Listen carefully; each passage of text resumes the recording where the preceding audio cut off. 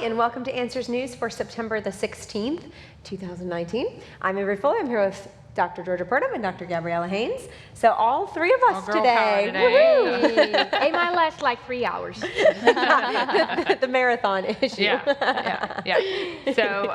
So we're on, Ken Ham's Facebook page, Answers in Genesis Facebook page, and Answers in Genesis YouTube channel for all of you out there. If you want to follow along, make comments, tell us where you're from, what's going on, if you have questions or like the articles or any comments like that, and we'll try to get to some of those. We try to multitask here, talk and look at Facebook and stuff at the same time. So for those of you too that know Dr. Tommy Mitchell, he's one of our speakers here at Answers in Genesis, and he had a major cardiac event just a couple weeks ago now, and so he is recovering very well, taking it very slow, but he's in full recovery mode, so we're really glad to see that. So those of you that are wondering, keep praying for him. We appreciate you praying for him.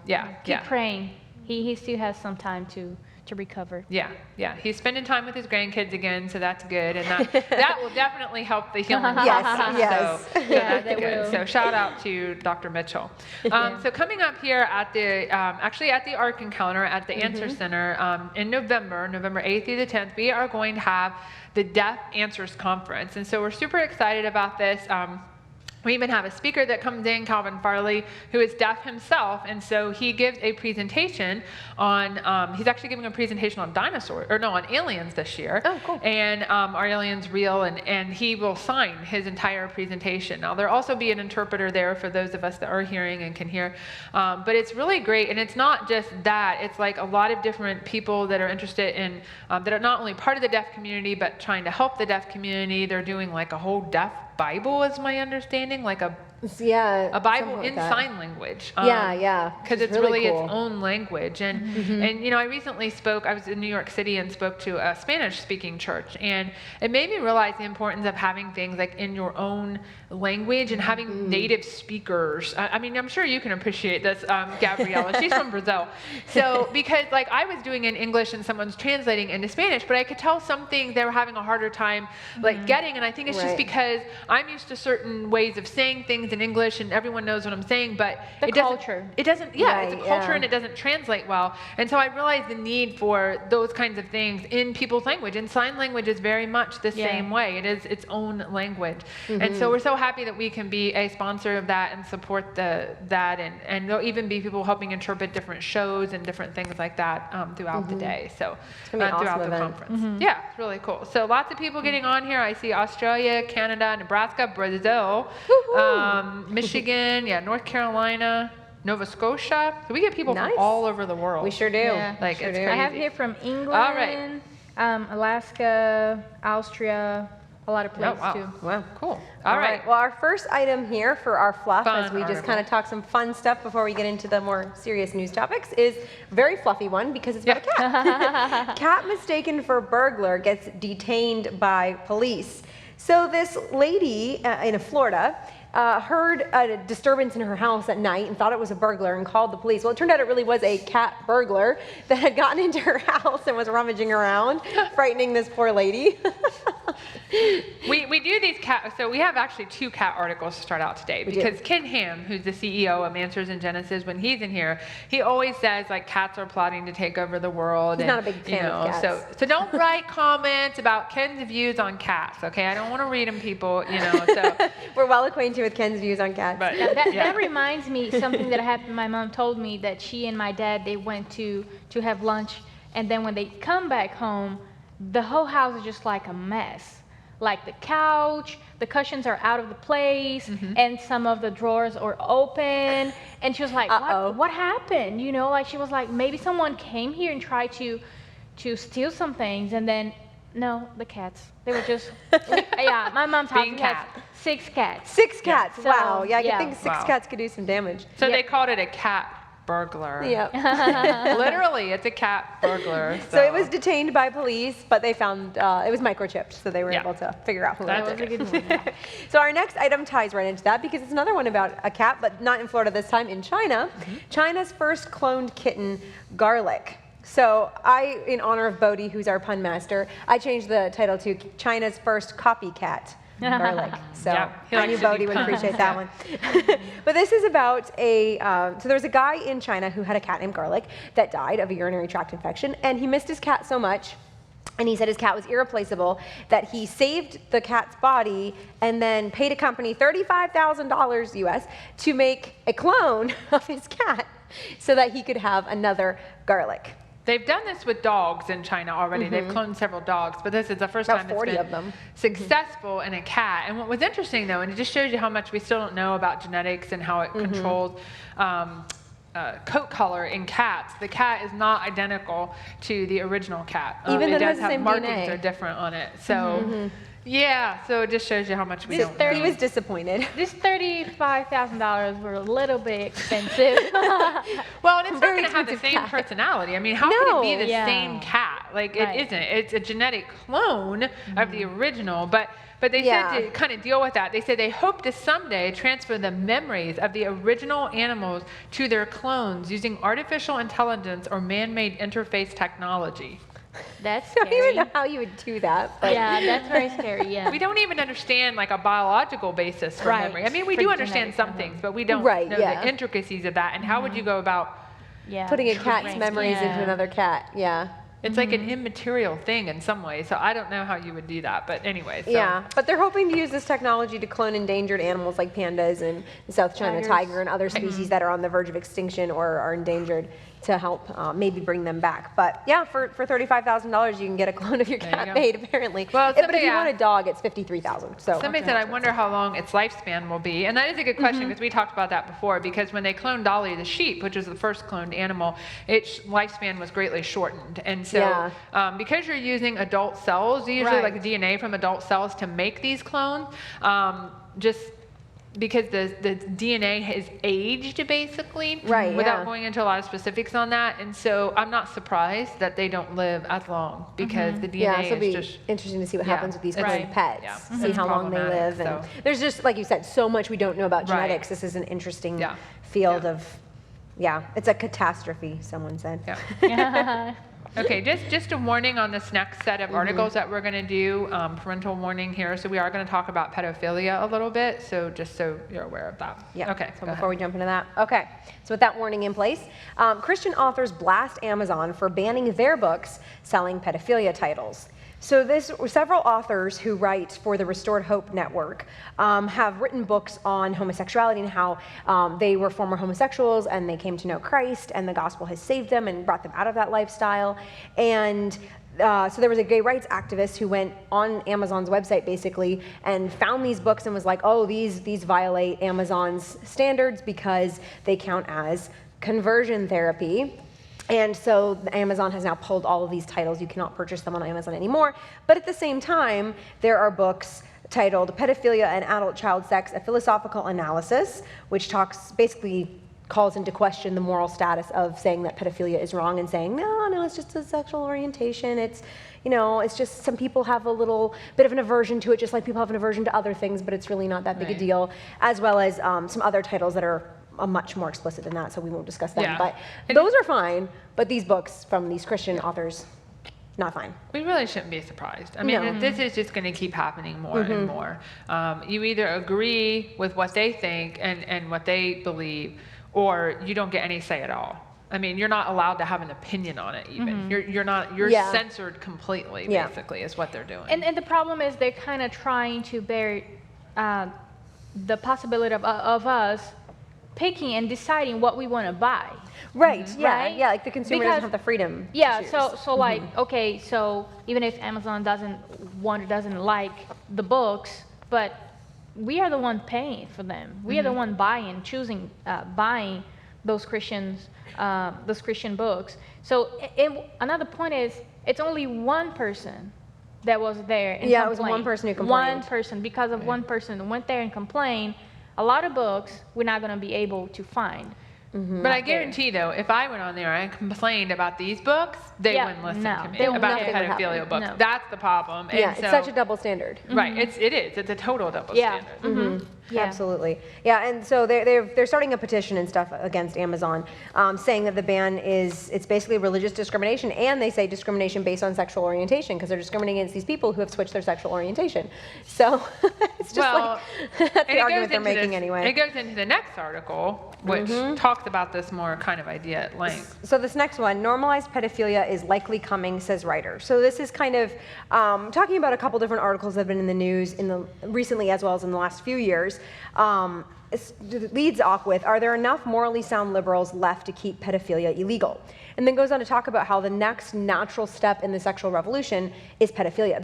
It's the next thing that's coming, and you can already see the rumblings of it. You can see it in those books on Amazon.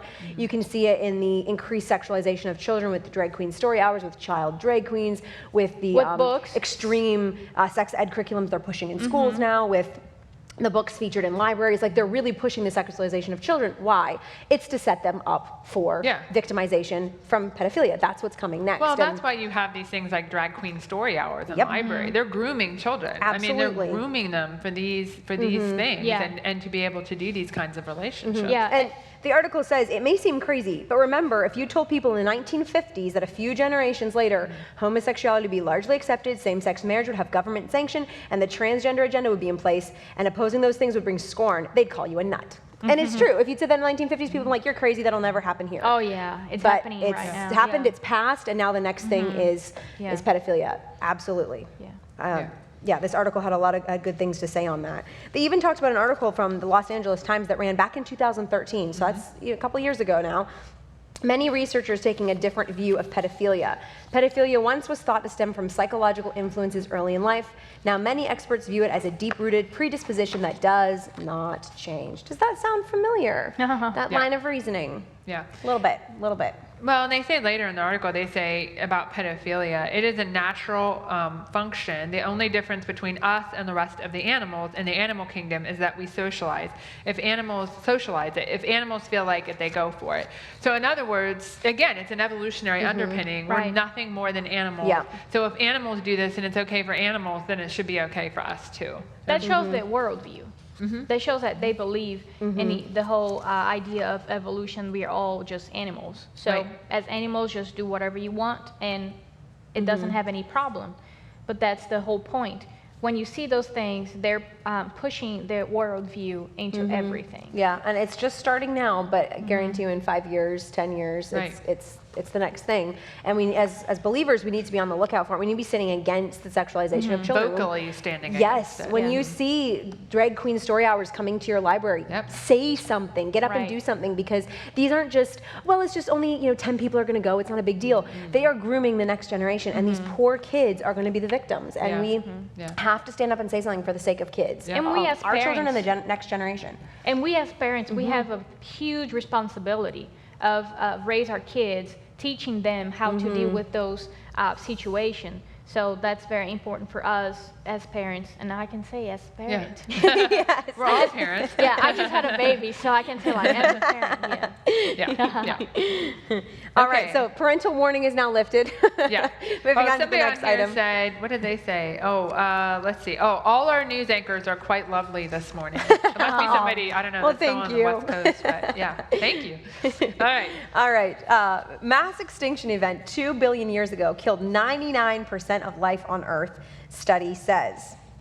So this is talking about, so in the evolutionary view, there have been multiple mass extinctions throughout history, some of which have wiped out 95% or a great deal of the life on Earth. And this is a new one that supposedly wiped out 80 to 99.5% of all life. But life managed to hang in there and evolve into all the different life forms we have today.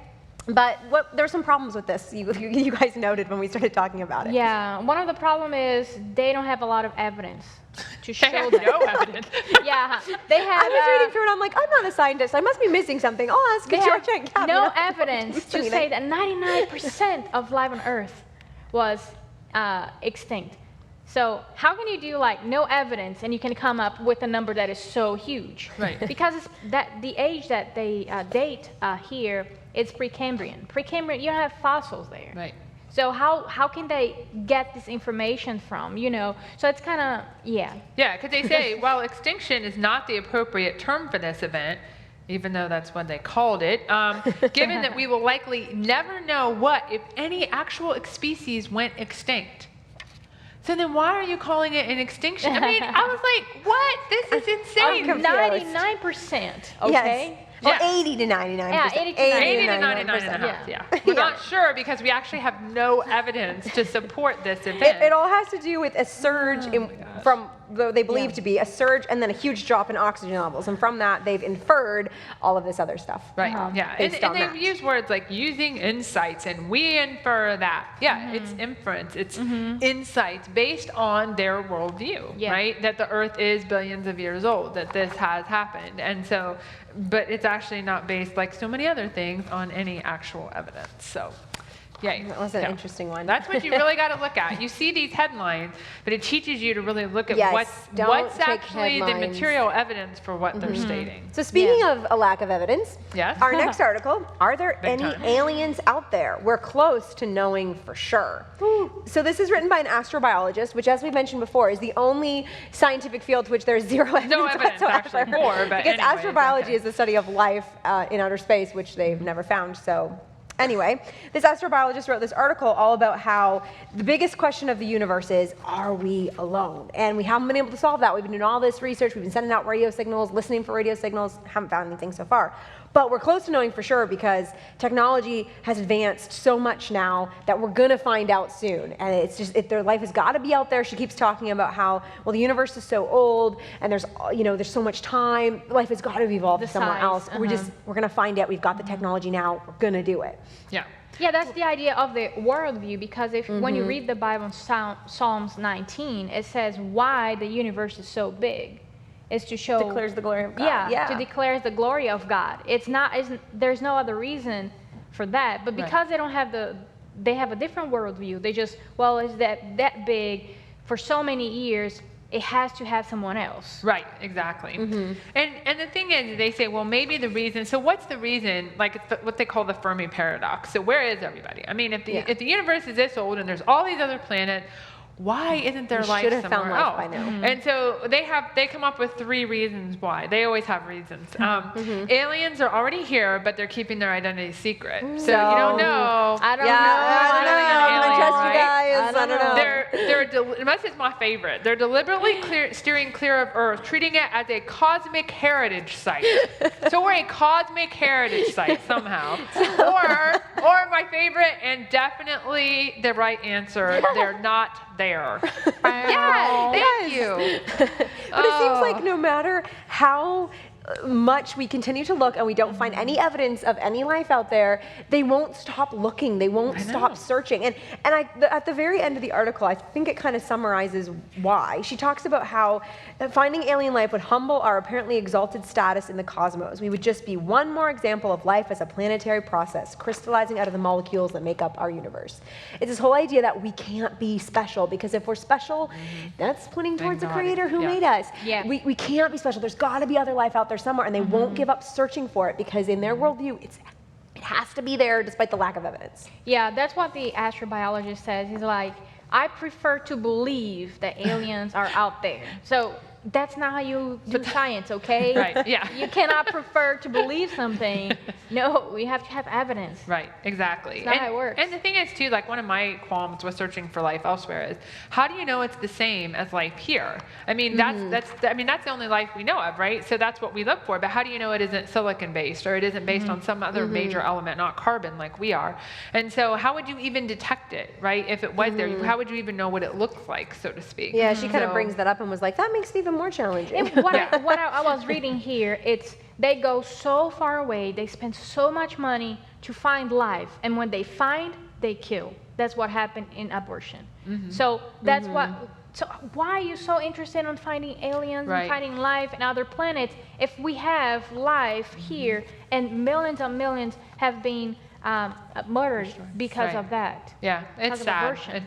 It's the paradox, I think, that we face of thinking about, we're trying to find life out there, but even when we do know about life for sure, we kill it here. So Yeah. Someone said here, when aliens fly past Earth, I bet they lock their doors. Yeah. Maybe that's why we haven't found them yet.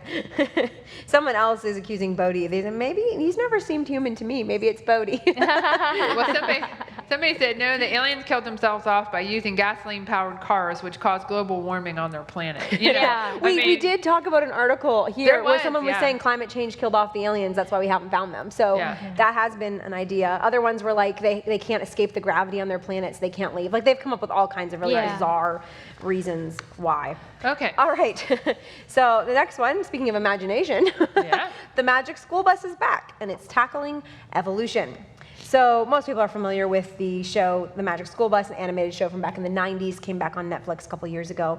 They're coming out with a new book, the authors of The Magic School Bus, and this one is their longest class trip ever, where they go back billions of years, help Arnold study his family tree by going back to the first life forms and following the evolution of life to modern humans. And for those of you who don't know what the series is, I'll just give so basically it's this teacher, Miss Frizzle, who has a class of students, and they get on this bus and they take these amazing adventures. So like one of my favorite episodes, even though it's sort of past my time, but I have seen it, they shrunk the school bus down and they went inside the human body, to see That's the like the human most body. classic It's cool. It's episode. cool. I Yeah. mean, it's good. I think it's a great way to teach kids science when it's actually science, Yeah. and Good not observational pseudoscience, science. right? Yeah. Not these kinds of things. But they said evolution is important. It's always important because it is still at work today. No, this isn't evolution that we're seeing, right? Evolution takes place, in their view, over millions of years. What we're seeing today, and leads one kind of animal to become another, what we're seeing is adaptation and natural selection and things like that, which don't do what evolution needs. They don't add the things, so to speak, that evolution requires. So it's not doing that. Yeah, and even here when in this interview, when they're asking, there's a lot of fallacies in their arguments. Yes, yeah. So, for example, would you like to talk about that one about homeschool that we were talking before?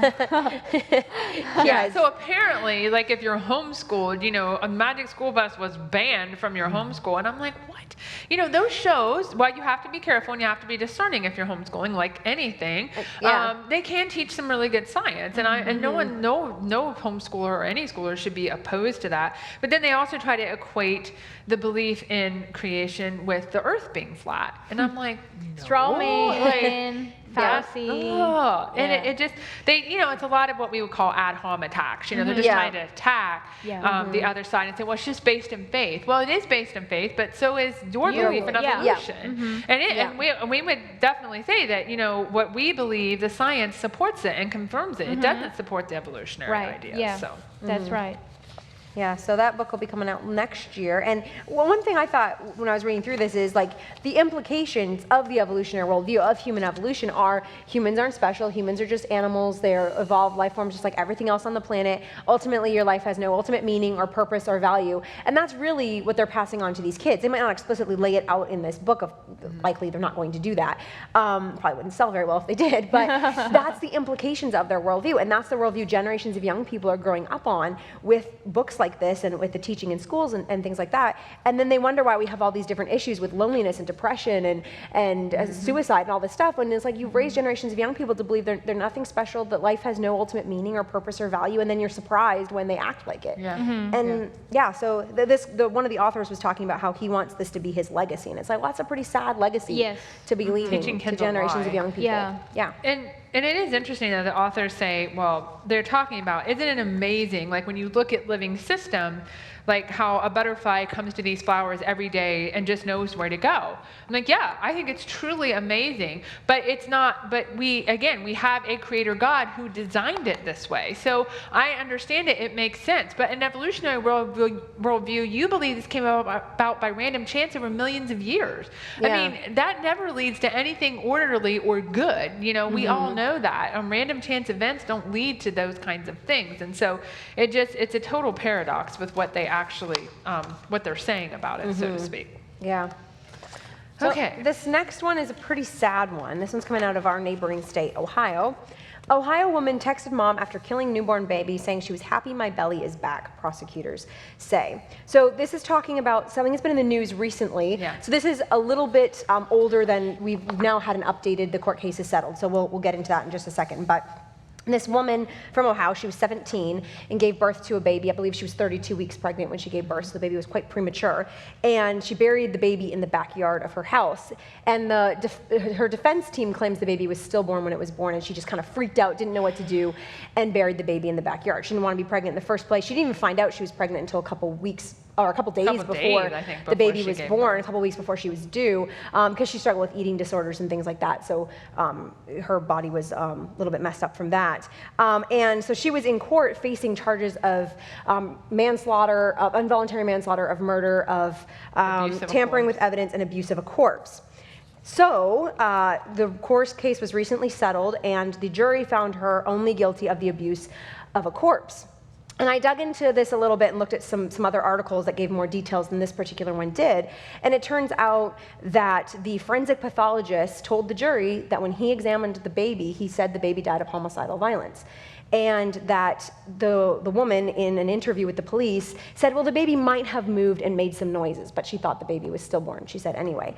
And her Google searches revealed that she'd searched for how to get rid of a baby. So it seems pretty clear she did not want this child, and she had intentions to kill the child, but I don't think we should be surprised. Honestly, I'm not shocked by this. And you know why? Because if she had been in New York and not Ohio, she could have went and had an abortion just days before she would have given birth. I mean, it would have been perfectly legal, and no one would have said anything. But because this baby actually came through the birth canal, it was considered, at least for a period of time, as murder. Yeah. It's just the irony of that, it's so inconsistent. It's like, it's such a double standard, again, of just this idea that, like, the baby doesn't have value before it's born. But now that it's born, all of a sudden we've got a case and we've got this. It's exactly the same baby before it was born and after she was born. And even some papers some articles that we have talked here about some bills that even with the baby is born right there in a hospital, you can decide with your doctor if you want to keep the baby disabled or you can just kill your baby right there. And I don't know, it's just so crazy. And she's just like, I'm so happy my belly's back. So because of your belly, you're doing all of that? The lack of value for life. Well, they even said that she somehow, to try to justify, I guess, what she did, that she put flowers on top of the grave. Well, at least she didn't throw it in a trash can or in a dumpster. So somehow that makes her better because she murdered it and then put flowers on the grave? I mean, it's just, it's sad. I mean, obviously the defense was trying to do anything to get her out of this. Which apparently they did, because the jury found her only guilty. So she gets 3 years probation for abusing a corpse, and that's all she's getting for this. And you worry about things like this setting precedents. Yeah. Because does this set precedents for people killing their newborns? Yeah, just because of psychological trauma or whatever. Like, she didn't want the baby, she was really upset, didn't have access to an abortion, whatever. And it's just, this is what happens in a culture that devalues human life and that wants to protect abortion, really. Right. I'm sure that probably plays into it as well, because if the child has value after it's born, then it's kind of hard to say that it doesn't have value before it's born. And it's just, that's what the culture that we live in, just such a devaluing of human life. And stories like this shock people, and they're like, oh my goodness, I can't, like, how did that happen? Like, how could someone do that? But the same thing happens legally in abortion clinics across the United States and really across the world every single day. And it's a woman's choice. It's reproductive health. It's reproductive freedom, whatever. And it's exactly the same thing. And so that's why, again, we need to stand up for life. We need to be vocal about that. And that's why we do stories on this, because we want people to know that this is going on and that we can make those choices and we can do things to help and teach our kids to have the value for human life. Absolutely. All right, this next one, a Neanderthal DNA in modern human genome is not silent. So I have a feeling you picked this one because don't make me describe it's like 27 pages long. But it was a cool article. So anyway, okay, first off, Neanderthals are humans too. Okay, there's no essential difference between a human, what we call modern human today, and Neanderthals. I mean, they're both human beings. They obviously, at some point in the past, I mean, Neanderthals are no longer around. That sort of variety within humankind has sort of died out, and they weren't like a different species or anything like that. And there's several other ones too. There's another group called the Denisovans, and so we have this variety within human beings, and those individuals would have been able to marry one another and produce offspring. And so when they finally sequenced the human genome of the Neanderthals, or the Neanderthal genome, it was like 99.4% the same as the modern human genome. It's very, very similar. But what they found is that there's certain variations in Neanderthal DNA that are found in modern humans today. So about 2% of our DNA has those variations that Neanderthals had, which to me isn't all that, I mean, doesn't, as a creationist, to me that's not surprising, because of course we would, because they're humans too. Yeah, So you're looking at post-Babel groups that went out, and eventually some of them married one another. And yeah. And so they're trying to link some of these variations to, well, what do these variations do? Like, why is it different from what most, modern humans carry today? Or why do we still have these particular variations but not others? And they're trying to figure that out. Like, a lot of the variations have to do with skin tone. But again, they don't know, even though it has to do with skin tone or has to do with our immune system, some of them have to do with that. Yeah. Does that lead to anything that would allow those individuals that carry those variations to survive better, or have this trait versus this trait over here? And the answer is, we really don't know yet. May not. And I think, when I read stuff like this, I think this is just more evidence of created genetic diversity. That God created in Adam and Eve, and that we still see in various populations and people today, but nothing that's dramatically different. Yeah. And one of the things, what was it you pointed out about the terminology that they use? All throughout the article, they talk about how humans and Neanderthals interbred and how they were mating and using words like that to try. And even though obviously they're fully human, they're having children with humans. They made instruments, they wore jewelry, they buried their dead with rituals, all these things. They're clearly human. They still want to give it that evolutionary connotation of not quite human yet. They're still, they're just these kind of evolutionary offshoots, cousins, something over here, that animalistic quality, by using terms like mating and interbreeding instead of just reproducing and having children or marrying or anything like that. So you see the evolutionary bias all through it, even in the terminology they're using to try and imply something that's just simply But you can see in the pictures even up here, I mean, they're human beings. They have more That's the new updated artistic rendition. Nothing like they used to depict them, where they were so brutish and whatever. Do you think we've got time to do one more? Because this one talks about human evolution too. We'll do this one. It's funny. So exploding stars probably didn't spur hominins to walk upright. So if you're a faithful watcher of Answers News, you may remember a number of months ago, we talked about the idea that millions of years ago, these massive stars started to explode, and because of that, they sent this electric charge through our atmosphere that caused all these lightning storms and wildfires that killed all the trees, well, not all the trees, most of the trees in Africa. So our ancestors weren't able to live in the trees anymore. They had to live on the grasslands, and that forced them to become bipedal. So that's one of their ideas to try and explain bipedalism. So we talked about how that was a very silly idea. It turns out we're not the only ones that think it's a silly idea, because this article goes on to talk to a bunch of different anthropologists who are all like, no, that's not how it happened. It couldn't have happened that way. It doesn't match the fossil record. It doesn't match when we believe bipedalism arose. It's kind of, one person said it's bizarre and weird. Well, that's the thing we keep talking about. And I know, Gabriella, as a paleontologist, that the evolutionary story keeps changing. Yes. Every time we turn around. Yeah. And it's funny because they find one fossil and it's like, oh, it's going to challenge all the knowledge that we know. And then they'd find another one, it's like, oh, it's going to challenge again. So it's like, oh, it's fine. It'll be challenged again. It's going to challenge again. Because they have a different worldview, so they have a different interpretation, so they're going to get different results, and the results are just so different because they cannot really see things clearly because they don't have the God's word as authority for them. So that's why every time it's like, it was not. Oh, yeah, now it's going to challenge again. Oh, no, we need to change again. Oh, no, we're back to where we was. So I was like, oh, okay. Yeah. They even claim that bipedalism is a horrible form of locomotion, and we're miserably adapted to it even after 6 million years when you have heels, yes. It's like when you're wearing heels, yeah. But one of the anthropologists, their suggestion so it's not exploding stars that cause us to be bipedal. They came up with another story. This is one particular person's idea. It's that walking upright might have allowed males to carry more food, so therefore they would get more mates, and therefore we became bipedal. There's another story. Which is so much better than exploding stars. Like, just at least they were carrying food. Yeah, it has something to do with food. That's why, I didn't have lunch, so I'm hungry. It's good. So on that cheery and funny note, so we will be back next Monday. I hope you can join us.